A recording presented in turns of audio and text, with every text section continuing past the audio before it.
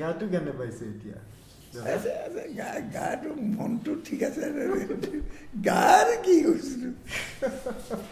এইটো এটা এক্সটাৰ্নেল পদাৰ্থ এটা এইটো আৰু মই তাকে ধেমালি কৰি কওঁ যে মোৰ নিচিনা ধনী মানুহ নাই বাইপাছ চাৰ্জাৰী কৰিলোঁ 80% ব্লকেট লৈ আৰু 2.5 লাখ তাৰপিছতে মেচিন এটা বহাই ল'লোঁ তাতো 3 লাখ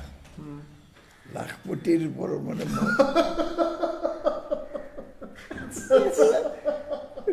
সঁচা হৈছিল লাখপতি হয়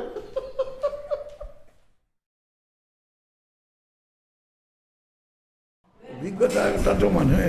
জনাটো ভাল দৰকাৰ বহুত ধৰণৰ ডিৰেক্টৰো পালোঁ সকলোৰে লগত কাম কৰি আনন্দ পালোঁ আৰু গোটেই দেখিলোঁ সামূহিক প্ৰচেষ্টাৰেহে হয় যিকোনো শিল্পকৰ্ম মোৰ বস্তু মই কৰিছোঁ বুলি কোনেও বাহাদুৰি কৰিব নোৱাৰে কোনোবাই মোক সহায় কৰিব লাগিব এয়ে হ'ল